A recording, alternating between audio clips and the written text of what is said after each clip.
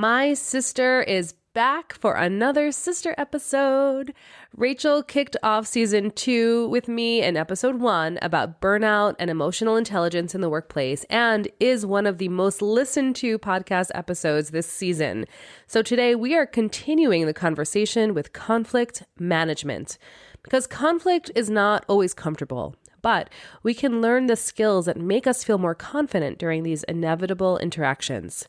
So today we are going to get down and dirty about how conflict makes us feel and how we can approach these difficult conversations with more confidence, more ease, and with an open mind.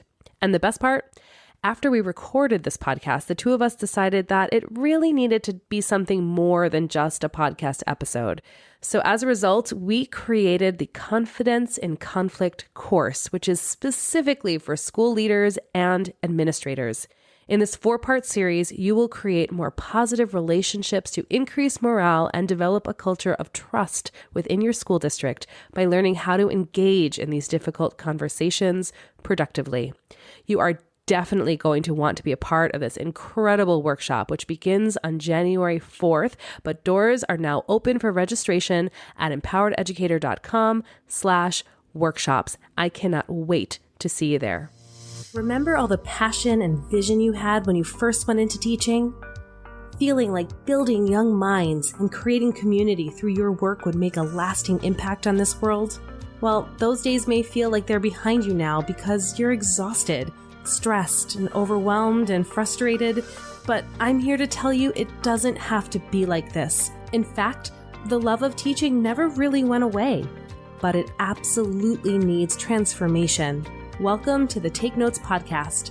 I'm Jen Rafferty, former music teacher, mom of 2, and certified emotional intelligence practitioner, and I'm here to light the way for you. In order to create a generational change for our kids, we need to shift the paradigm away from the perpetual stress and overwhelm and into a life of joy and fulfillment. This is Education 2.0, where you become the priority, shift how you live your life, and how you show up both at work and at home. So take a sip of steamy morning coffee and grab your notebook. It's time to take notes. Hello, and welcome back to another fantastic episode of Take Notes. And today's episode is another sister episode with my favorite sister and only sister, Rachel. Hi, Rachel. Hey, so excited to be here. I'm so glad you're here. For those of you who haven't listened to episode 1 of season 2, go ahead and make sure you check that one out. That was the beginning of our conversation, and we realized we had so much to talk about that Rachel was going to be a regular guest on Take Notes. So for those of you who haven't listened to it yet, Rachel is head of learning and development at Veterinary Growth Partners, and she's a content creator, a consultant, and speaker, and creates and delivers interactive leadership training programs that support veterinary practices in establishing or sustaining highly productive teams. So you might be thinking, well, veterinary practices, Jen, this is a podcast for educators. Well, I have to tell you that the work that Rachel does is incredibly parallel with the work that I do here at Empowered Educator, because no matter what the industry is, whether it's veterinary industry or education, leadership is leadership is leadership is leadership. And a lot of the same skills are directly related. Wouldn't you agree, Rach? Oh, absolutely. I mean, it's every single time I present or we deliver content, somebody comes up to me and they're like, oh my God, I just realized like my partner could use this at their office. And oh, my mom works in this other industry. Like, can you do this for them? So absolutely. I mean, this is universal as far as usage in the workplace and also personally, of course. Oh, absolutely personally. And what's been so wonderful is that the two of us have been doing this work in this way for so long that we've been collaborating kind of behind the scenes with everything that we've been doing. So it's really cool that we finally have this forum to talk about this together in person on this platform. So one of the things I really wanted to dive into, which is, I think, unique to your skill set and your training, is conflict management. So especially in a working environment that is service driven, a lot of times we try to avoid conflict.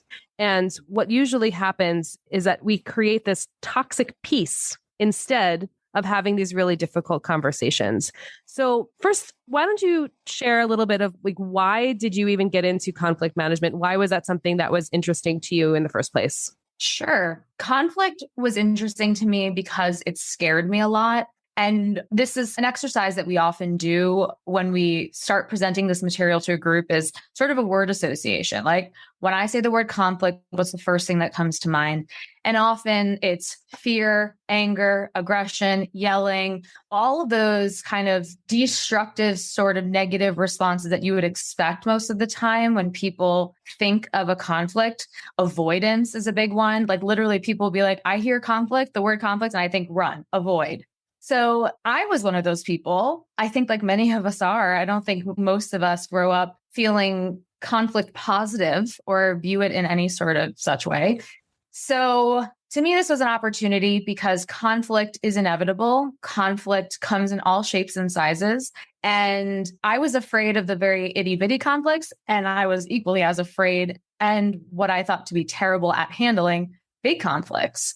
And there were a lot of reasons behind it. So conflict is a part of our everyday life. And so to me, learning more about it, understanding how I handle conflict and opportunities for my own personal growth was the first step in, I wanted to create a more positive relationship with conflict because I knew that I wasn't feeling confident in this area. I knew that it scared me to death and I knew that it was unavoidable. And so the first step that I took in developing a more positive relationship with conflict was learning about how I handle conflict, learning about what my triggers were, what were the constructive and destructive responses to it.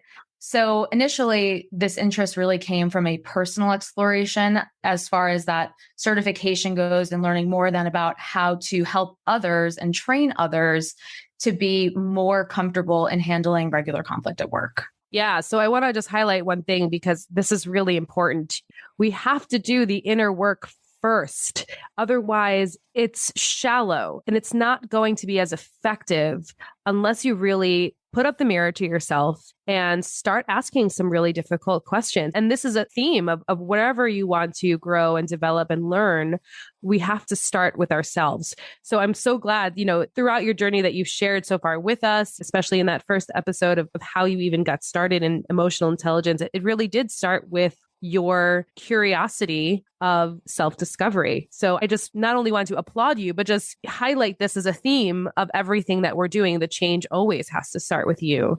And so why are people afraid of conflict? Let's start there. Because, you and I grew up in the same household. I could probably share some of the things that are triggers for you and the reasons why. We were brought up where our parents didn't like conflict either. So although we lived in what might have been on the surface, a conflict-free household, there was a lot that wasn't said. And that created some level of discomfort that we were able to even feel as kids. Yeah. There's definitely a whole spectrum of how people grow up, right? We definitely were on the far end of conflict avoidant. I work with somebody who grew up on the flip side. So a lot of the trainings that we do, I work alongside Sean McVeigh, who has been doing this work for a really long time in our industry as well. And it's just really interesting to hear his side too, because he grew up in the complete polar opposite. Conflict was loud. Conflict was angry. Conflict was physical, right? Conflict could be violent. And that was not my experience at all. And what I find most interesting, the more we dig into conflict, is that, yes, the way that we were raised definitely defines the beliefs that we have around conflict and the comfort level we have along with the skill set that we have or lack. And that is just sort of the tools that we're given, whether we like it or not, as we move forward. And so for us, we never had anything. So naturally, my inclination as I became an adult was to avoid conflict. I naturally yielded a lot because I didn't want to engage. So to me, sometimes it was easier to just throw up my hands and say, you know what, fine, have it your way. And I'll become indifferent and resentful, and our relationship will become destroyed. And I don't necessarily think I always had that thought process in the moment. I obviously see it now in retrospect, the damage that was done by me not using my voice, but I wasn't given the tools. I didn't know how to defend myself, how to create a situation where We could look at conflict as a us versus the problem versus us versus each other. And I just always saw conflict as interpersonal and not about the problem. So that was really the big paradigm shift that I had to make was this isn't about you and me. This is really about a problem that's being put in between us. Yeah. And I think you saying that we weren't given the skills, right? We kind of go through our lives without explicitly being taught these skills, yet everyone assumes that once we get to be an adult or past our preteen years, when our brains are moving into this adolescent stage where we're figuring ourselves out and the world out, we're just supposed to know these things based on, I don't know, the air we breathe. I don't even know, because we're walking around as examples of the adults who haven't actually learned these skills. We're just learning from each other and just constantly throwing our old baggage at each other about how we deal with conflict. But when we don't do it, quote unquote, the way correctly or the way that feels good for us, we throw judgment at it. And it's not your fault. It's how you were brought up. But if you want to handle it differently, it is your responsibility then to do that work and figure out, okay, well, how do I really want to handle conflict? So what's next? You know, I am a recovering conflict averse person, which is always a journey. Or perhaps you are on that other side of the spectrum. How do you even start to approach this? So Veterinary Growth Partners, and because of the training that I've had and that Sean has gone through, we have access to assessments. And so, like, of course, that's a great starting point, because just like with an emotional intelligence assessment, just knowing like the you are here sign is really great. You can do it without it. I think a big part of that is reflection and figuring out what you typically lean towards in conflict and whether these are big or small. You know, you mentioned earlier about creating toxicity. Toxicity isn't necessarily formed just by having like one big blowout. A lot of times the toxicity forms because of little micro events that add up over time. And maybe it doesn't feel like a big deal the first time you avoid a conflict with one person, but on the 20th, 30th, 40th time you've yielded and that resentment is building and building, then we have that, right? It can equally happen. I mean, we've all had, I'm sure, over the course of our lives, a situation where things just blew up, and that can happen too. But I would just say to try your best to reflect. So I'll kind of go through the high level of what some of those like hot buttons and triggers are. For instance, I think knowing what sets you off is really important. However, remembering that you are ultimately responsible for how you respond. So you can communicate to a hot button pusher, as we call them, about how their behavior is triggering for you and how you'd ideally like to see that change through feedback conversations, which we can talk more about. But ultimately, you knowing that you have a trigger of being micromanaged, let's say, does not give you the freedom to say, you know, that's my trigger, so I'm always going to respond aggressively, or I might yell or scream, or I might hide away, you know, kind of that fight, flight, freeze response through conflict of, am I going to fight you about this? Am I going to retreat about this? Am I going to become like paralyzed over this? Those are all the natural responses, but you are responsible. So I think that if we go through what some of those are, we have hot buttons around, like I said, micromanaging. We have it around hostility. That is by and far like the number one hot button that at least exists in the veterinary industry. My gut says it probably wouldn't be very different with teachers. I just think that, again, when we think about characteristics, traits, attributes of people who are drawn to teaching and people who are drawn to animals, I don't think that it's too far apart. So hostility, and that's just like people getting loud, people shouting, throwing, just being big, taking up a lot of space, a lot of emotional space, sucking up all that air in the room, you know, and that can be really frightening. So other hot buttons are abrasiveness, being aloof. I don't know, that was a big trigger for me as I got older, which is funny because I used to be that way. And a lot of times we judge and get frustrated by people who actually behave in a similar way to us because it's something maybe we don't like about ourselves. So it's funny, you know, and thinking about it that way, when I was dealing with somebody who was incredibly aloof, that actually made me become very hostile, which is very unusual for me. Like I said, hostility, micromanaging, overly analytical people can be a hot button. Somebody who just cannot make decisions. They just have to think over and over and over and over again. Self-centered could be a hot button for some people. Being unappreciative, that's another one for me. And I know we always say like millennials always need their like pats on the backs and our trophies of participation. But you know what, Rachel, that particular one that you just said, underappreciated, is something I hear all the time. When I ask teachers, school leaders, principals, one of the most common things that they say is that I just want to feel respected. I want to feel appreciated. And that is an underlying theme that creates those low level feelings. I think that is pretty universal, at least in this profession. Oh, 1000%. I know. And I only say that, and I was joking because I think a lot of people are so judgmental of the millennials specifically for being vocal about needing it. And no, I agree. It is unfair of them to judge and also to group everyone in a generation like that, because I know plenty of people who are not millennials who need appreciation, deserve appreciation, and want appreciation. But I find that one interesting because it is a hot button. It is recognized through research that has been done. And it isn't just universal to one age group. And yes, we need to feel appreciated and appreciated in a million ways. A lot of us think about appreciation as like a thank you. No, it could be so much more than that. And even just through appropriate pay, sort of as a baseline. And then on top of all of the other things that we can be appreciative of and just recognizing people's efforts and showing up for them, even just being an active listener to somebody can show your appreciation. Like, I might not be able to help you, but I'm going to hear you and I will do what I can. To me, that's like, that means a lot too. Like, I appreciate how you feel and I appreciate what you need, regardless of what the answer is there. So yeah, unappreciative is definitely a high one for me. My personal number one, it actually might be pretty close with hostility. Hostility really does trigger me, but unreliability is a big one for people. Yes. Oh, that's a big one for me too. Yes. Yeah. You say you're going to do something, do it. Do it.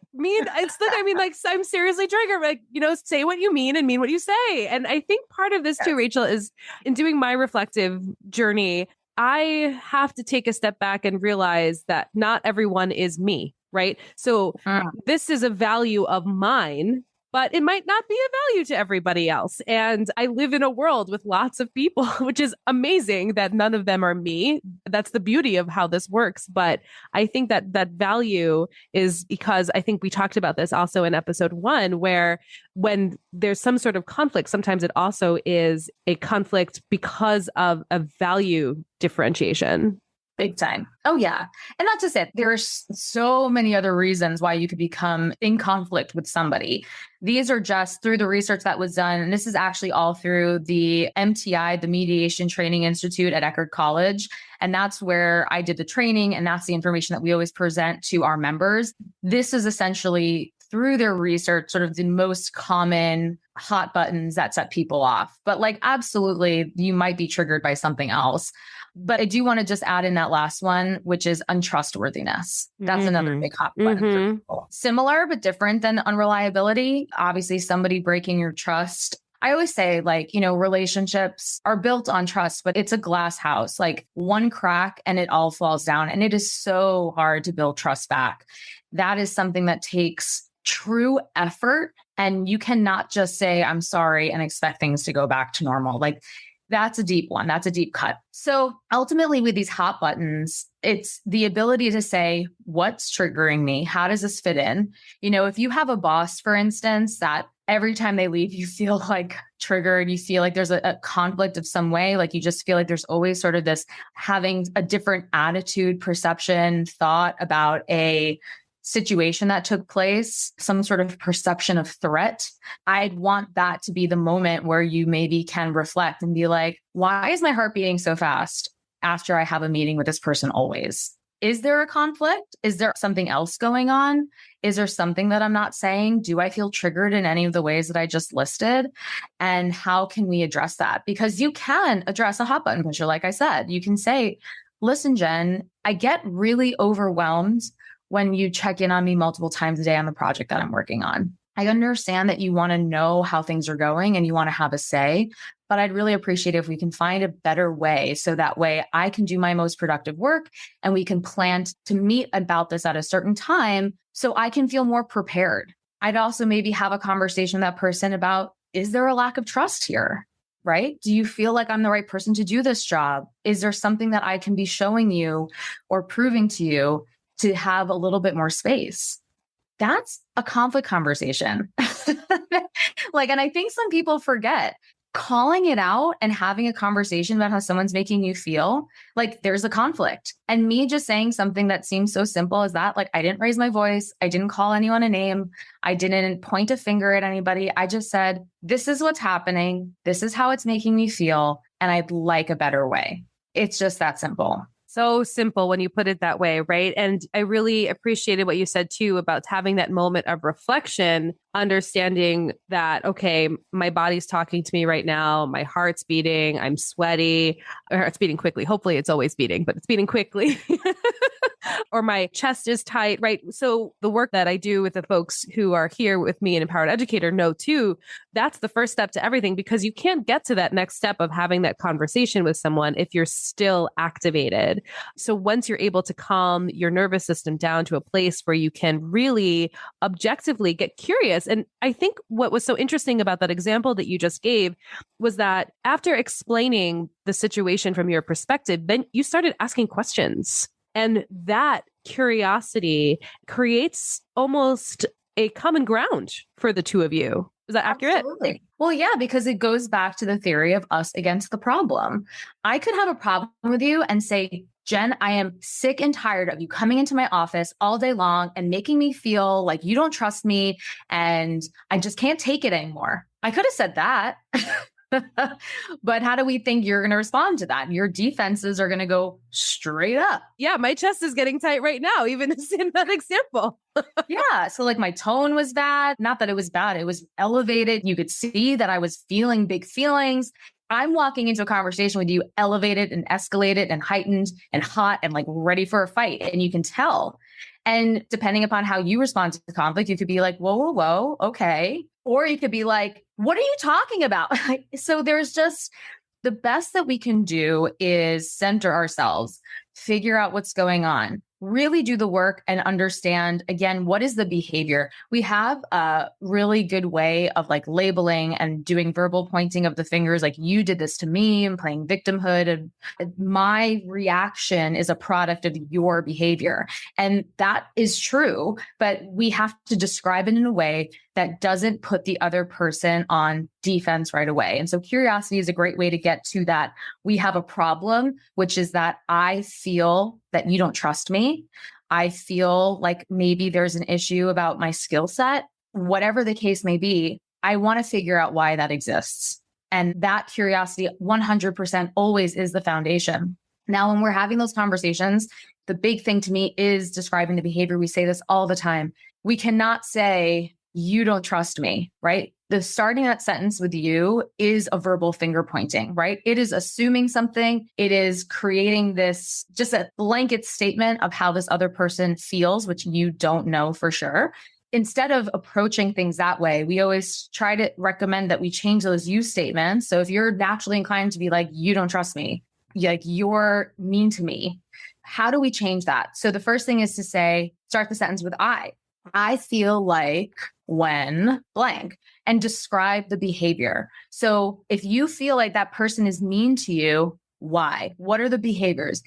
I feel like you're mean to me could be, I feel like when you raise your voice, you have a problem with me personally. And that's a lot different than you're so mean to me. When you invite everyone else out after work and you don't extend an invite to me, I feel disrespected. And that feels a lot different than you have favorites. So word choice ultimately becomes a big piece of that. But that's why our words are so important, because we naturally, as the person who'd be receiving the feedback and on the receiving end of this sort of criticism, if somebody were to say you're mean, you probably don't identify as a mean person. So ultimately, you're immediately going to be like, no, I'm not. Because you don't identify that way. You don't see yourself in that way. And you probably don't show up every day planning to be mean to anybody. That's not the goal. So naturally, we want to defend ourselves and say, no, that's not true. That's not me. I don't identify that way. So we have to be really careful to avoid labels like that, because even if in your mind, what you're saying is true, that other person might have sort of an identity break on to say, but I don't have favorites and I'm not mean and I don't micromanage, but they're not hearing what the real problem is. Right. So in having this conversation, really highlighting the observable, objective behaviors is kind of the key there. And, as you're saying some of these things, one theme actually that's come up a lot this week is passive aggressive. And so every time you're saying the word mean, I'm actually thinking like, passive aggressive is something that keeps coming up too. But again, having a conversation with someone and saying, you're really passive aggressive, that's not going to go well.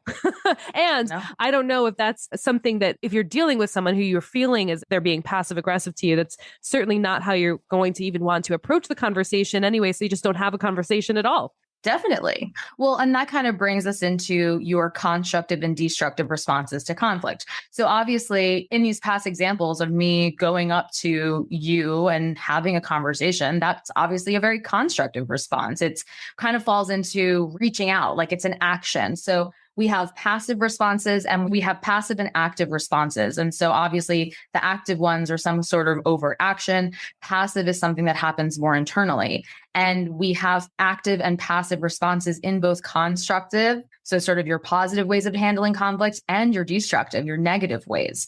So just because, for instance, maybe you self-criticize, which again, major one in our industry, that's the number one destructive response to conflict in the veterinary industry. My gut says it's probably the same. I'm curious. I just feel like everyone needs to take an assessment. Every teacher needs to take an assessment. But, well, I'm going to go do some research about this. Yeah, I'll get back to you. But again, it's not just saying that because I do feel like a lot of the same traits, qualities, attributes, characteristics that draw people towards teaching is very, very similar, but different in vet med. We're called towards animals. Obviously, teachers are often drawn towards children and the future and all that sort of stuff. But self-criticizing is a destructive, passive response. And if you've ever participated in that nasty voice in your head telling you how awful you are and how you handled that terribly, and you couldn't believe that you said that, and this person's going to hate you, and how can I show up to work the next day, and replaying it over and over and over and over in your mind until you kind of forget what really happened. And sometimes it really does distort reality.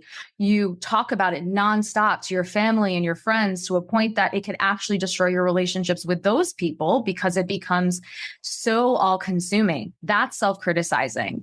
And you might be like, yeah, well, of course, it's normal to think about something that happened. That would be called reflection. Self-criticizing is like reflection on steroids that is out of control, that you are literally sleeping and dreaming about this conflict and you cannot let it go. That woulda, shoulda, coulda kind of feeling. I lived in here. It's gotten a lot better, but I can't even tell you the amount of sleep I lost over the things I said or didn't say, the things I did or didn't do, the wishes I would have made. I mean, how many of our listeners probably have stood in the shower and been like, I should have said that. Well, yeah. And it's like that Seinfeld episode, right? Yeah, I'm totally dating myself right now, but that's what the shrimp store just called and said they ran out of you or whatever it was, right? But that's what it was. You said it 3 days later. Right. But that's totally a thing. It was the jerk store, not the shrimp store. The shrimp one was another episode with the shrimp. I'm mixing up my Seinfeld episodes. That's right. I digress. But yeah, you're right. And this is a scenario that we talk about a lot because there are times when you're up at 3:00 in the morning and you can't shake the thought. Yeah. I mean, have you ever woken up in the middle of the night thinking about something embarrassing you did in 3rd grade? Not anymore. But yes, totally. I have. Yeah, of course. And you're just and you see memes on the internet about it all the time. Oh, I can't wait to get some sleep. Brain, are you ready to go to the Wayback Machine and remember that one time in 5th grade? Yeah, it's a big problem. This definitely requires a lot of work, but really it's just to say that some of the most destructive things you can do isn't necessarily screaming and yelling and carrying on. And a lot of times we give all of that stuff a lot more weight. But some of the other passive destructive responses are avoiding, which was, again, a big thing you and I that was our go-to move. Yielding. So basically just essentially saying, whatever you say, I'm not even going to try to give you my opinion, my thoughts, they don't matter. So again, it's also a very it's a defeatist kind of way of going about it. And ultimately, the conflict will resurface because you're not satisfied, and that just won't work for long term. And then, of course, hiding emotions is the other passive. So essentially saying, no, I'm good, everything's fine. But like deep down inside, you want to scream and cry and punch somebody in the face. But you're saying all the right things. And then, of course, what that really does is deteriorates trust, because you've told this person that you're in conflict with that things are fine and they're not. And ultimately, what typically happens is that the conflict continues to build on your side where you feel a certain kind of way. And so, imagine having all these feelings sort of pent up in this big pile inside of you. You tell the person all's fine. So they're just going about their day. They're doing their thing. Maybe this is the micromanager, right? And you're like, oh no, things are good. I love my job. Everything's great. Like, thanks. You're such an attentive boss, talking about passive aggressive, right? So great. So you never tell them how you feel. And then the next time they come into the office, they anger you again. You feel so conflicted. It happens again and again and again and again. And then typically what that will likely lead to is some outburst at some point. The feeling, emotion, and energy about how you feel will come out completely backwards in the wrong place at the wrong time. So yeah, you may lash out at your boss at one point and you may freak out and be like, enough, right? And for you, this was building, but for them, this is a shock. It could happen to your family, to your kids, to your friends, to a driver on the road. It comes out in road rage. It comes out in all sorts of places. A lot of times we self-soothe by eating, drinking, gambling, partying. I mean, you name it. And so this stuff doesn't just disappear. And so that's why, especially these destructive passive ones that just essentially eat you up inside, those can be dangerous, for lack of a better word. It is dangerous. And as you're talking, I want to actually put a pin in this for next time, because I think what you're talking about right now is what has been happening to teachers in this profession for years, where we have, and we, royal we, right? We have been saying, it's fine, or complaining about this, but it's okay. I love my job. I do it for the kids. For decades and decades and decades. And it has been building and building and building. And this passive, deconstructive way of dealing with this macro conflict has led to the great resignation of teachers in this profession. And here we are. We've had it. It's done. It's over. And it is imperative that the folks who are here still and the folks who are coming into this profession start to handle conflict differently. Otherwise, we're either going to be modeling this unhealthy behavior or we're not going to make it. And, the most heartbreaking thing of all of this is, obviously the thing that, drives me is that this is affecting our future generations. We're out of time. We are out of time. This needs to be addressed now. So this conflict that we're talking about is, I think, threefold. And this is kind of where I want to put a pin in this. And maybe we can expand on this next time we chat. It's this interpersonal conflict that we need to deal with and manage. It's this interpersonal conflict that we need to deal with. And there's this organizational conflict that we need to maneuver and navigate through. And I think those three tiers is something that, at least for starters, you and I can explore perhaps on our next episode, because I think this is really the foundation of what a lot of our problems stemmed from. Absolutely. Leave a lot unsaid. We make a lot of assumptions that people know how we feel, and it's just not true. I actually heard this quote from Sean, who I work with, and I just love, and I think about it a lot, especially when I start to self-criticize or spiral. No one thinks about you as much as you think about you. And so if you're thinking that this person must know how I feel, I was so clearly upset, you're wrong. You are 1000% wrong. And maybe there are some people in your life that can read you like a book and who are also willing and able enough to lean into a potentially difficult conversation with you to recognize what's going on and just say like, hey, are you all right? It's written all over you, something's wrong. And that's great. And I hope that there are people in everyone's life that can be that real with you. But don't expect that from your boss necessarily. Don't expect that from your coworker necessarily. Don't think that because this is weighing on you so much, that it's also weighing on that other person so much. And that's why ultimately one of the biggest things that we have to do as a starting point is leaning in to all of it, leaning into how do I feel inside, leaning into what's really the root of the problem here, leaning into the discomfort of actually having a conversation and knowing I'm not necessarily good at this yet. I am wildly uncomfortable. I think I'm going to throw up all over this person, I've been there. Like I've literally gone into a meeting, like with like active sweat dripping down my face, feeling like I was going to be like physically ill and having to just do it anyway.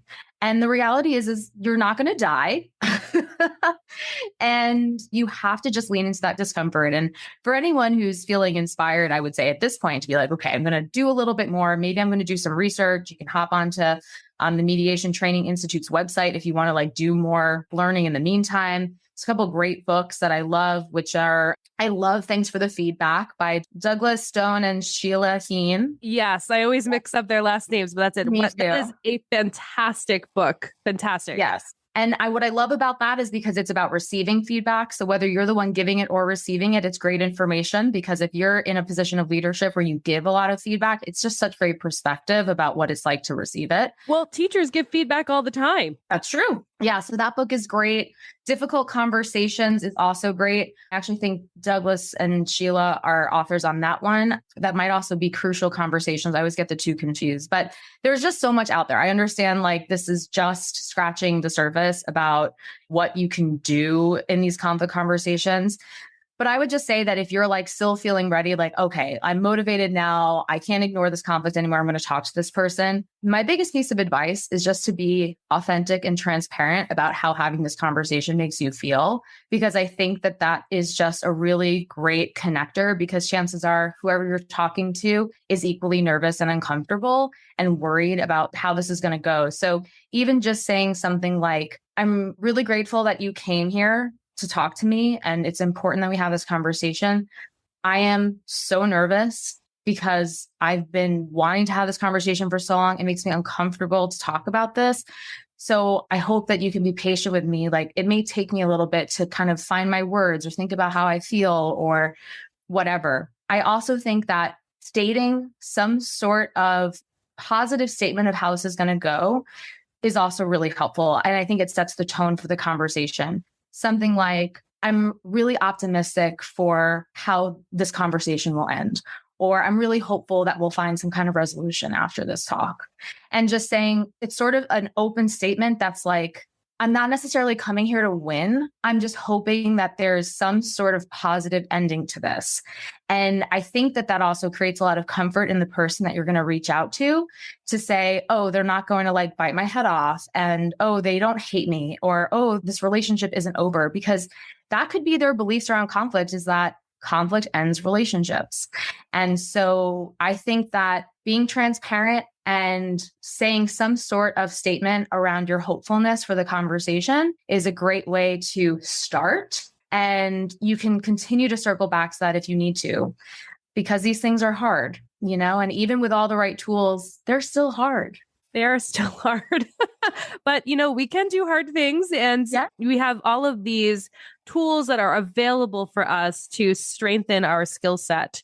And when we know better, we do better. That's kind of how this all goes. Yes, exactly. So this is going to be another one of those places where we'll stop for now, but there's so much more to talk about, because I really want to dive into what we kind of pinned before, but also having that communication piece, right? Because now that we have this avenue to start having these conversations, tying it into emotional intelligence of relationship management and social awareness, this all really connects together, and we could just talk for days. So we're just going to parse it out into a couple of podcast segments here. So Rachel, this is always so much fun, and I'm just so excited that we get to do this together. Thank you so much for doing it. Thank you. This is great. I could talk about this all day. So I love doing it. Yes. Well, thank you again. And thank you for those of you who are listening. If you enjoyed today's episode as much as I did, go ahead and write a fantastic review. And I can't wait to see you next time on Take Notes. Incredible, right? Together, we can revolutionize the face of education. It's all possible, and it's all here for you right now. Let's keep the conversation going at Empowered Educator Faculty Room on Facebook.